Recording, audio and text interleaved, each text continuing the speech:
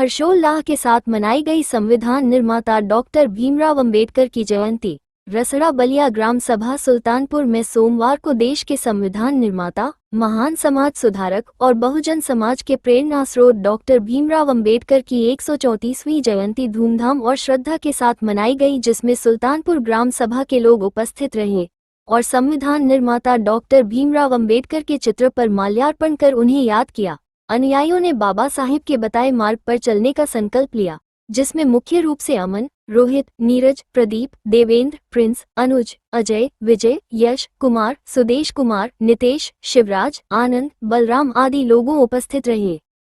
जी, मेरा नाम शशिकांत कुमार पड़ता है। ग्राम सभा सुल्तानपुर से मैं एक अध्यक्ष के पद पे मैं आज ये जयंती मना रहा हूँ और समस्त इस ग्राम सभा के जो भी बड़े बुजुर्ग हैं, नन्हे मुन्ने छोटे बच्चे हैं, माताएं बहनों के आशीर्वाद से ये जयंती मना रही है, जिसमें आपका और आप अपना बहुमूल्य समय निकाल कर आए उनका भी, और जो भी यहाँ जनतागण नागरिक जो ग्राम सभा के सदस्य हैं आए हुए हैं, उनका मैं तहे दिल से इस कमेटी की तरफ से हार्दिक स्वागत अभिनंदन वंदन करता हूँ। आज बाबा साहब की जयंती इतने धूमधाम से मना रहे हैं लोग, कई जगहों पे मना रहे हैं, क्या इस संदेश देना चाहेंगे बाबा साहब को? जी, अगर देखा जाए तो जयंती मनाने का जो सबसे बड़ा उद्देश्य है वो बाबा साहब का एक मिशन था, और मिशन का मतलब होता है एकता, समानता, और मिशन का मतलब ये भी होता है कि हम अपने विचारधाराओं को, अपने कर्तव्यों को किस तरह से आह्वान करते हैं, किस तरह से अपने बातों द्वारा, अपने शिक्षा द्वारा, अपने कर्तव्यों द्वारा किस तरह से पालन करते हैं। तो देखा जाए कि इस बार जयंती बड़ी उत्साह के साथ सभी पार्टियों के लोग जगह बाबा साहब की जयंती मना रहे हैं। चूँकि देखिए, हर पार्टी इस बाबा साहब की जयंती को बड़े ही धूमधाम से एक श्रद्धांजलि के रूप में मनाती है। चूँकि मनाना मुद्दा नहीं है, बाबा साहब के विचारों को मानना सबसे बड़ी मुद्दा है। क्योंकि हमारा समाज जयंती तो मनाती है,